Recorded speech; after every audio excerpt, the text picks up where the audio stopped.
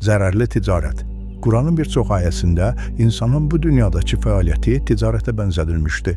Əslində hamımız Allahın verdiyi ağıl, fitrət, hisslər, bədənimizdəki müxtəlif qüvvələr, təbiətin bəxş etdiyi nemətlər, peyğəmbərlərin rəhbərliyi kimi saysız hesabsız sərmayələrlə bu dünyada ticarətlə məşğuluq.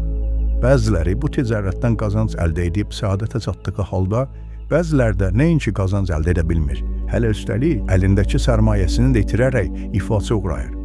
Birinci dəstəyə Allah yolunun mücahidlərini misal göstərmək olar. Quran onların barəsində belə buyurmuşdu.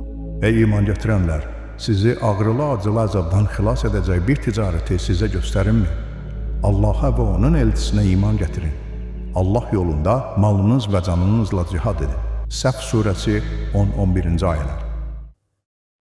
Daha çox insan faydalansın deyə bu videonu bəyən və yadda saxla.